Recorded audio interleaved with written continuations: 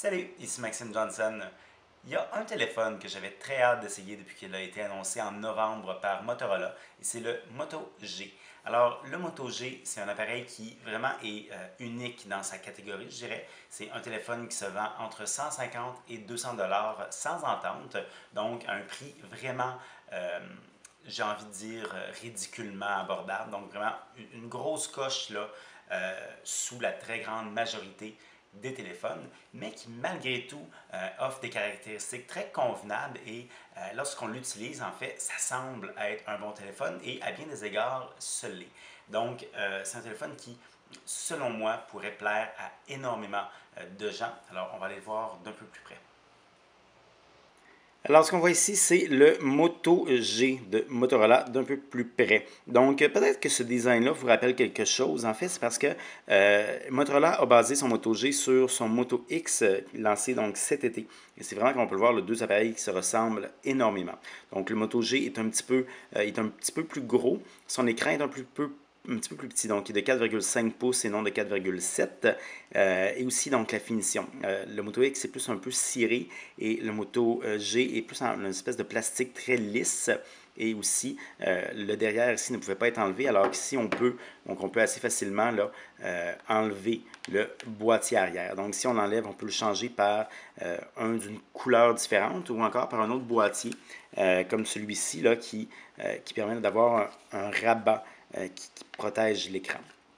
Donc, ça, c'était pour le design du Moto G. C'est un design qui, quand même, est assez réussi et pour un appareil donc, de ce prix-là, qui est entre 150 et 200 dollars, donne quand même une impression de qualité. Donc, si je touche partout, si je pèse, on n'entend aucun son. C'est vraiment une conception solide, en fait. Et souvent, lorsqu'on a un appareil de ce prix-là, ce ne sera pas forcément le cas. On va avoir quelque chose qui, entre les mains, donne l'impression d'un appareil bas de gamme. Donc, les seuls autres, je dirais, qui sont capables de faire des téléphones pas chers qui qui donnent l'impression d'être meilleurs qu'ils le sont, c'est Nokia. Donc Nokia, ça c'est une de ses forces et clairement Motorola là, ont réussi à avoir un produit là, un peu de la même qualité. Alors, je vais vous parler maintenant de ces caractéristiques internes. Donc, on a un écran. Donc, l'écran est de 4,5 pouces avec une résolution de 720p. C'est moins que les téléphones haut de gamme actuels qui sont généralement maintenant à 1080p, mais c'est quand même très, très, très acceptable là, et on ne trouve pas cela du tout. Et honnêtement, moi, j'ai toujours dit que le 1080p était probablement un petit peu trop là, pour un téléphone. Alors, moi, je suis très à l'aise avec du 720p. Ensuite, autre caractéristique à l'intérieur, on a un processeur Snapdragon 400. Donc, c'est un processeur, je dirais, de milieu de gamme, mais avec une architecture assez moderne. Donc, on va voir plus tard là, quelle performance que ça lui donne. On a 1 gigaoctet de mémoire vive et on a une capacité interne de 8 gigaoctets. Le processeur, donc juste pour y revenir, c'est un processeur à 4 cœurs à 1200 Hz, donc 1,2 GHz. Et donc, dernier truc que je voulais vous parler, l'appareil photo. Donc, on a un appareil photo arrière de 5 mégapixels et un avant de 1,3 mégapixels. Donc, j'ouvre le Moto G. Alors, l'écran, comme on peut le voir, donc la résolution, c'est une chose, les couleurs, la qualité, c'en est une autre. Écoutez, c'est pas, encore une fois, c'est pas un super AMOLED dernier cri, mais on peut voir les couleurs sont quand même vives, sont quand même assez, je dirais, assez jolies. Là, je me promène un peu dans l'interface et une des choses qu'on voit, c'est que c'est fluide. Donc, il n'y a vraiment aucun problème lorsqu'on l'utilise. On n'a pas l'impression d'avoir un vieux téléphone décrépit. C'est vraiment quelque chose qui est quand même rapide. Et même si je vais, par exemple, dans une application comme Asphalt 8, donc une application qui est lourde, qui est normalement difficile je dirais pas difficile à faire fonctionner parce que toutes ces applications-là là, sont conçues quand même pour être utilisées sur une grande gamme là, d'appareils, mais donc ça demeure quand même là, un des jeux les plus lourds disponibles pour Android présentement.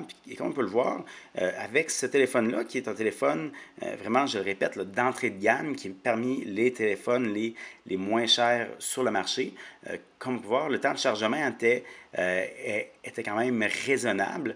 Et donc l'interface, c'est fluide, on n'a pas vraiment là, de problème là, avec l'interface, avec la fluidité. On a des problèmes à dépasser les voitures, mais ça, c'est plus moi qui peine à faire deux choses en même temps.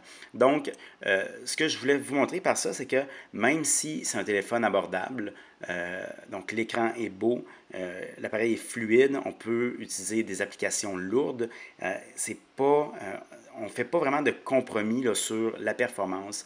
J'ai aussi fait des tests, des benchmarks, comme par exemple le Antutu, qui là vient, on dirait, de planter, malheureusement.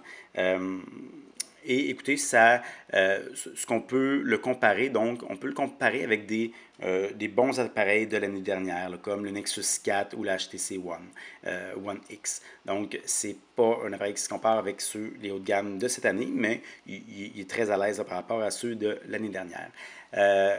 Il y a quelques autres compromis.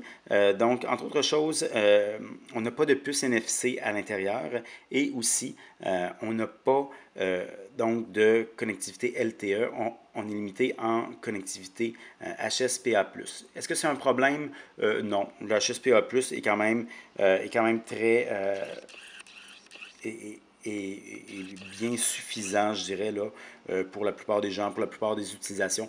Oui, je préférerais un LTE, mais pour 150 $, c'est pas du tout quelque chose qui me tanne. Donc, il y a deux problèmes, je dirais, qui sont plus gros. Premièrement, la capacité. Alors, la capacité, c'est assez limité, c'est de 8 gigaoctets. Et sur ces 8 gigaoctets-là, en fait, il y en a seulement donc 5.52 qui sont accessibles. Et moi, donc, j'ai des applications qui sont lourdes, entre autres RDO, avec de la musique sauvegardée. Et vraiment, en dedans de 2 jours, j'étais rendu là, presque plein. Là.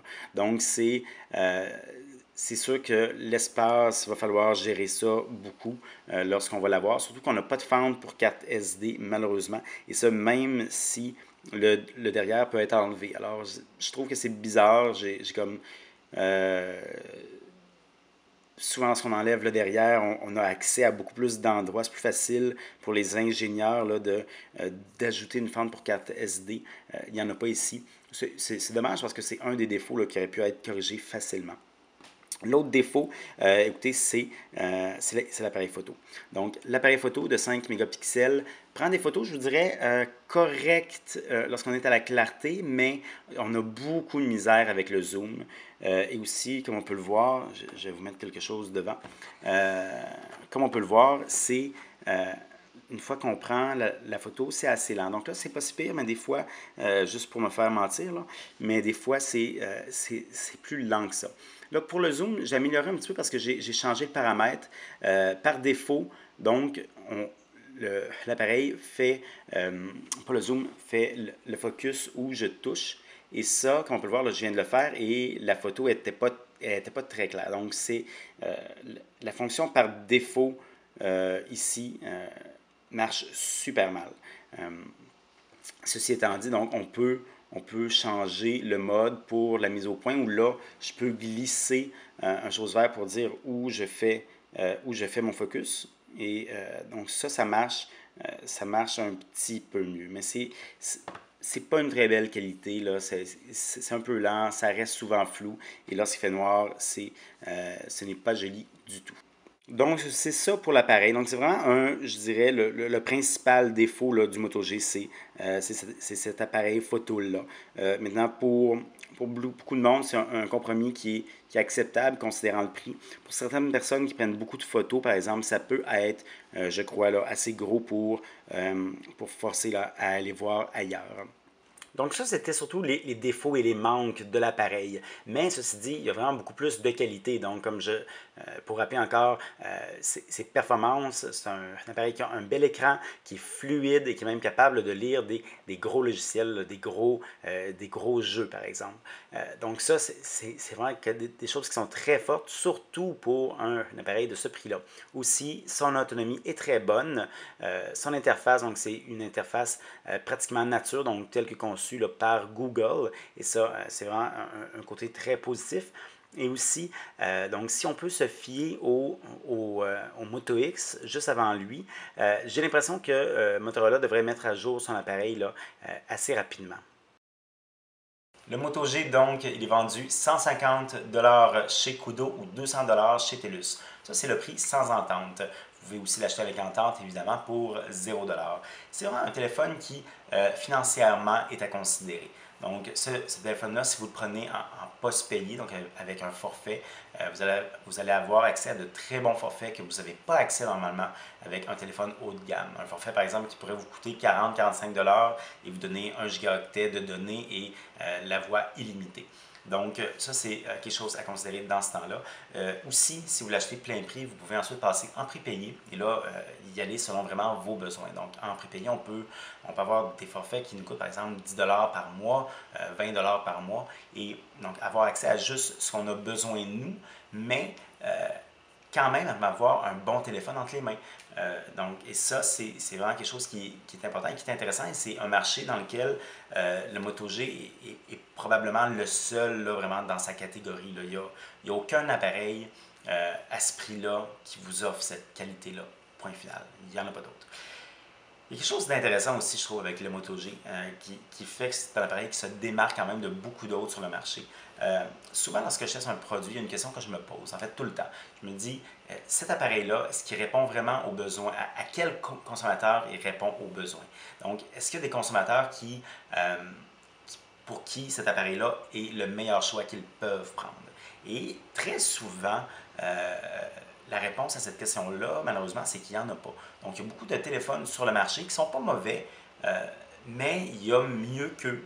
Et donc, il n'y a aucune bonne raison de les prendre. Le Moto G, ce n'est pas le cas. Le Moto G, il y a vraiment beaucoup de bonnes raisons de prendre cet appareil-là. Donc, ce n'est pas un appareil pour tout le monde, mais si votre budget est plus limité, si par exemple vous voulez avoir un forfait qui est très bas, mais quand même avoir un bon téléphone, si vous voulez avoir un forfait en prépayé par exemple, mais quand même avoir un bon téléphone, tout ça, si vous êtes quelqu'un qui est habitué avec un ancien, un vieux téléphone à rabat ou un vieux BlackBerry et autres, et que vous voulez passer vers quelque chose d'un peu plus moderne, bien, le Moto G, c'est quelque chose que vous pouvez le faire pour pas trop cher et honnêtement, même si oui, il y a quelques compromis, donc principalement l'appareil photo et la capacité, c'est des compromis qu'on peut facilement vivre avec. Et oui, c'est un appareil d'entrée de gamme, mais lorsqu'on s'en sert, ça ne paraît pas du tout. On a l'impression d'avoir un téléphone de milieu de gamme, parfois même de haut de gamme. Donc c'est vraiment, là, je trouve, un beau travail que Motorola a fait avec le Moto G.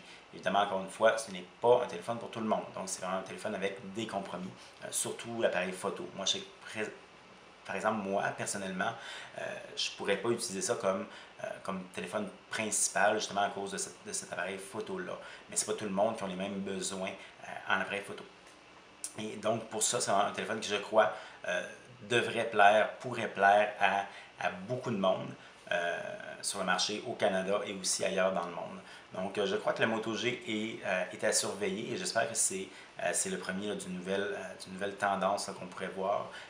Donc, tout ça, ça va être à surveiller. Alors, pour avoir plus d'informations sur le Moto G, je vous invite à consulter mon site web maximejohnson.com/techno.